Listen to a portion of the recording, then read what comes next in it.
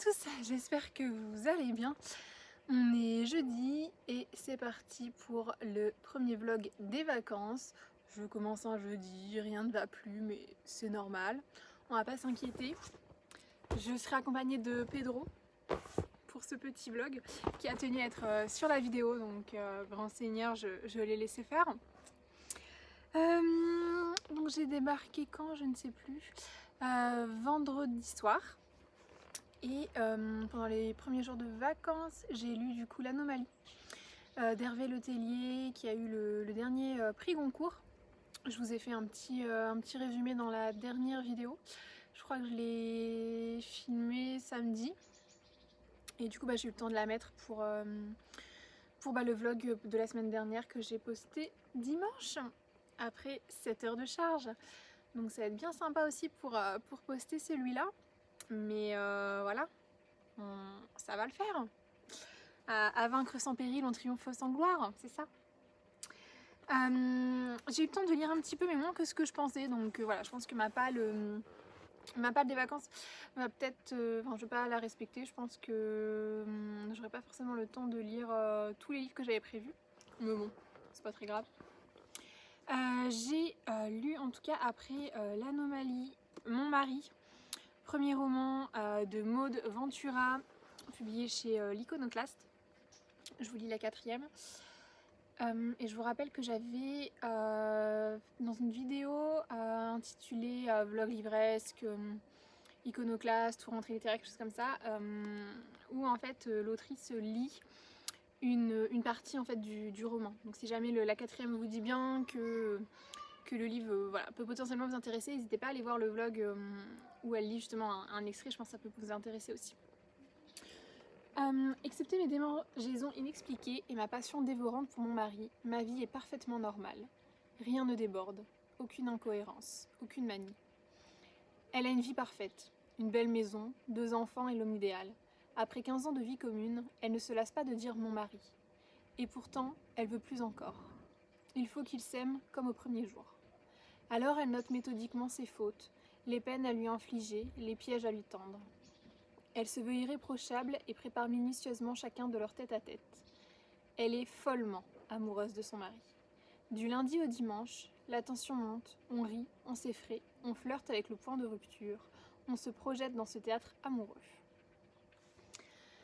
Voilà, donc c'est un livre qui m'était bien resté en tête après la présentation de la rentrée de l'Iconoclaste. J'avais vraiment hâte de le lire. Honnêtement, je pensais lire à ma 2e semaine de vacances puisqu'il sort le 19 août.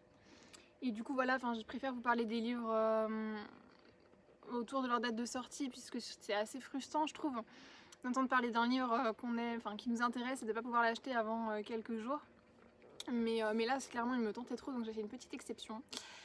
Et j'ai beaucoup aimé, ça fait trop du bien quoi. C'est vraiment une lecture hyper agréable, hyper fraîche, assez moderne. Et moi j'aime bien ce genre de choses où est-ce qu'on est... alors c'est pas un huis clos, mais on est dans l'intimité de cette famille du début à la fin, dans l'intimité de ce couple même, puisque les enfants sont finalement assez peu présents. Et j'aime bien voilà, les trucs un petit peu psychologiques, où la tension monte, etc. Et je trouve ça, voilà, c'est quelque chose qui marche toujours avec moi, donc j'ai beaucoup aimé. Et dans ce roman ça fonctionne aussi. Clairement on suit cette femme en fait qui est effectivement amoureuse de son mari comme au premier jour. Et ce qui en soi peut paraître beau de l'extérieur, mais qui est en fait assez flippant, puisque elle va interpréter, analyser chacun de ses gestes à s'en rendre malade, et clairement ça fait peur quoi. C'est-à-dire que si son mari ne lui prend pas la main, si son mari oublie de la mentionner dans un récit, plein de petites choses en fait comme ça, elle va interpréter ça en mode ça y est, il m'aime plus, ça y est, quelque chose qui a changé, ça y est, il fait ça pour que, etc. C'est assez flippant. Et pour le coup, je trouve que c'est une idée, cette idée voilà, de créer un personnage qui aimerait son mari comme au premier jour et de le tenir sur toute la longueur, c'est efficace en fait, ça marche vachement bien, c'est une idée assez simple mais qui fonctionne très bien.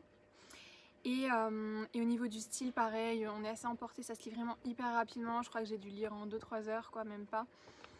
Et alors qu'il fait 300 pages, je pense, un truc comme ça. 350 pages.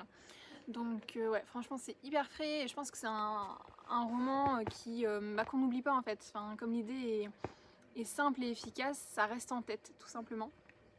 Et je pense que vous pourrez m'en reparler dans 3-4 ans. Je pense que je l'aurais pas oublié en tout cas. Et c'est ça aussi que j'aime bien, voilà, avoir des romans qui marquent. Au niveau du style, voilà, ça se lit assez bien. Et puis aussi, c'est... comment dire ça, enfin, l'idée de faire un journal, en fait, de raconter ce qui se passe tout au long de la journée, tout au long de la semaine et tout, ça marche bien aussi. Donc voilà, une lecture super fraîche, super agréable et vraiment parfait pour l'été ou pour le début de la rentrée. C'est hyper plaisant. Enfin voilà, franchement, c'était à la hauteur de mes espérances. Malgré quelques petites pages, je pense, en trop par-ci par-là, mais bon, ça va pas déranger des masses. Enfin, j'aimais bien le style, j'aimais bien l'histoire, donc c'est vrai qu'on aurait pu couper à 2-3 endroits, mais bon, honnêtement, ça aurait permis de grappiller 3 pages par-ci, 2 pages par-là, donc bon, voilà, comme ça se tient extrêmement bien, et ouais, c'est vraiment trop... Bah, c'est super, quoi. Non, moi, j'aime beaucoup. Donc, un grand oui pour Mon mari, qui sort le 19 août. En plus, l'autrice a mon âge, elle a 28 ans. Donc je me dis, waouh, la meuf a sorti un bouquin quand même pas mal à 28 ans. Moi, qu'est-ce que je fais de ma vie? Je fais des vlogs sur un pélican gonflable. 2 salles, 2 ambiances. Ensuite, le deuxième livre que j'ai commencé, c'est À rude épreuve. C'est en fait le deuxième tome de la saga des Casalets. Je suis à la page 157 et des pages il y en a, puisque on est sur une brique. Ah ouais, il y a une erreur, enfin il n'y a pas une erreur, mais les dernières pages ne portent plus Ah non, ok, d'accord, c'est pas la dernière page, ok. Donc on est à 150 pages sur 571. Ok. Donc, encore 400 pages, c'est ça, 420 pages. Donc on est quand même sur une petite brique, hein, si vous aimez les romans assez légers. Voilà, je vous conseille quand même de passer votre chemin, d'abord en raison de la taille du bouquin, mais aussi parce qu'en fait dans ce second tome, on est au tout début de la Seconde Guerre mondiale, dans une famille britannique. Le premier tome, c'était vraiment pour planter le décor, en fait. On n'était pas encore au moment de vraiment la guerre, quoi. On était quelques petites années avant. Et je l'avais lu l'été dernier, donc j'avais appris après que c'était une saga. Et comme j'ai lu le premier tome, je ne peux pas m'en empêcher. Il faut que je lise le deuxième, puis le troisième, puis le quatrième. Je sais plus s'il y en a 4 ou 5. Donc voilà, c'est tout. Et comme j'avais lu pendant l'été, je m'étais dit que j'en lirais un chaque été. Comme ça me permettra de vivre un peu avec la famille sur 4-5 étés. J'avoue que j'ai dû prendre quand même 100 pages pour me replonger un peu dedans, parce qu'il y a énormément de monde dans cette saga familiale, clairement. Je vais vous montrer l'arbre généalogique qui va vous donner une idée du nombre de personnages qu'il y a. Voilà, donc là, bam. Ici, on n'a que les Casalets. Et ici, domestiques et autres personnages principaux. Donc clairement, il y a du peuple, quoi. Et mine de rien, ça prend un temps quand même assez important. Enfin, moi, ça a pris un temps assez important pour me remettre dedans, pour me remettre dans les liens qui unissent chacun des personnages, les non-dits, etc. Enfin, comment chacun s'entendait avec qui, enfin bref. Donc voilà, ça m'a pris une bonne centaine de pages. Mais maintenant que c'est passé, j'apprécie davantage ma lecture. Et je trouve aussi l'idée intéressante. Enfin, c'est vrai que je lis pas souvent de saga familiale, hein, comme vous pouvez vous en rendre compte. En tout cas, pas en plusieurs tomes en plus. Quand je lis, ça va être sur des petits romans, voilà, comme ça, en one shot. Et souvent à partir sur du drame, sur du thriller psychologique et des choses comme ça. Mais voilà, vraiment une saga familiale pendant des tomes et des tomes, c'est pas trop mon truc d'habitude. C'est vrai que tout ce qui est saga, ça allait pas trop de base non plus, donc pas juste avec... quand ça concerne une famille, quoi. C'est juste que j'aime bien changer. Quand je trouve qu'un roman est bon, je suis contente de l'avoir lu. Je suis contente de lire la suite sur la lune, mais j'aime bien découvrir plein de styles, plein d'histoires différentes, donc c'est vrai que moi je suis plus team one shot que saga. Mais bon, franchement, j'aime bien l'idée, enfin en gros on suit les débuts de la Seconde Guerre mondiale côté britannique et en très grande partie à travers les yeux d'enfants et d'adolescents. Je crois qu'ils ont une quinzaine d'années. Enfin, il y a plein d'enfants, donc il y en a de tous les âges, mais en tout cas les principaux, ils ont une quinzaine d'années. Et c'est assez intéressant aussi parce qu'on voit un peu comment la société a évolué. Donc là, on est encore chez des familles qui sont bourgeoises. Et du coup, par exemple, je viens de lire une scène où une amie d'une fille casalée achète un pantalon. Et enfin, c'est tout bête, mais c'est vrai que nous, on n'y pense plus. Mais à cette époque, c'était encore le début des... Enfin, c'était encore assez rare que les femmes se mettent en pantalon, et notamment les femmes qui venaient de cette classe sociale-là. Donc voilà, moi, c'est aussi des choses que j'aime bien. Voilà, me plonger dans un contexte différent, voir un petit peu comment les codes vestimentaires, sociaux, etc. ont évolué avec le temps. Voir un petit peu les bonnes manières d'un autre âge, tout ça, d'une autre époque, ça c'est vrai que j'aime bien, ça me plaît pas mal. Donc voilà, donc pour le moment c'est franchement une lecture assez agréable mais qui me prend pas mal de temps, donc je pense que c'est aussi pour ça que j'aurais pas forcément le temps de lire autant de livres que ce que je pensais de base, mais c'est pas grave du tout, enfin ça n'a aucune importance. Et je sais pas du tout quand je vais le finir par contre, parce que ça fait 2-3 jours que je suis dessus, mine de rien. Donc je pense que je le finirai pas avant cette fin de semaine. Mais bon, on va voir. On n'est pas à l'abri d'une petite accélération peut-être, je ne sais pas. Ou de plus de temps. Parce que c'est vrai que là, depuis qu'on est arrivé, je fais quelques trucs quand même. Je me suis viandée dans les rivières, tout ça. Je me suis pris des pierres. Je me suis piquée par les moustiques. C'était sympa. Mais du coup, peut-être que dans les prochains jours, j'aurai un peu plus de temps pour lire davantage. Et j'ai regardé Question pour un champion. Donc voilà, pour vous dire à quel point j'ai été occupée. Donc vous comprendrez que Question pour un champion passe avant la lecture du livre. Voilà, je pense que c'est assez facilement compréhensible. Donc voilà, j'espère en tout cas vous revoir, faire un petit coucou en cette fin de semaine pour vous dire un petit peu comment j'avance dans celui-là et peut-être qui sait vous parler du début d'un autre livre que j'aurais commencé.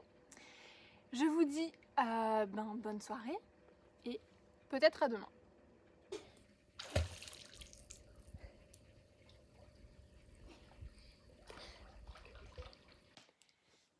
Hop, on est dimanche matin et je conclus très rapidement ce vlog parce que malheureusement j'ai pas toujours pas changé de livre, je suis toujours dans Un rude épreuve, donc le tome 2 de la saga des Casalets.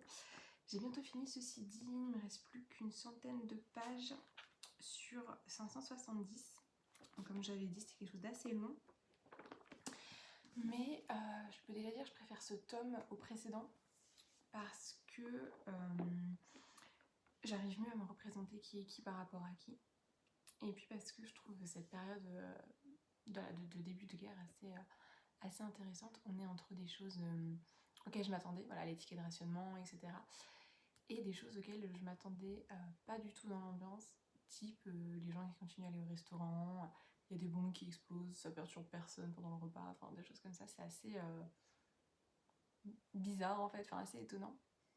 Et du coup je trouve ça assez intéressant. Je sais pas si c'est un reflet exact de ce qui se passait à ce moment-là, mais je pense que ça s'y rapproche quand même, puisqu'il y a quand même une volonté d'en faire une saga familiale et historique, donc je pense qu'il y a quand même du vrai en fait, en tout cas dans ce qui est raconté. Par contre voilà, je pense que j'attendrai l'été prochain pour lire le tome 3. Ça me donne pas une impatience folle en fait à l'idée de le découvrir, donc voilà, je vais continuer sur mon petit rythme tranquille. Et je pense que du coup je vais finir le bouquin aujourd'hui ou demain. Et par contre la semaine prochaine il y a plein de petits livres que je voulais lire et j'ai aussi 2 briques, donc je pense que je vais plutôt faire les petits livres. Et comme ça les briques je les lirai en rentrant tout simplement. Donc voilà, donc je vous abandonne le temps de monter très rapidement ce mini vlog et de le poster sur YouTube pour respecter mon programme et pour qu'il soit disponible dimanche, donc aujourd'hui. Je vous dis à la semaine prochaine pour un vlog qui je pense sera un petit peu plus long quand même.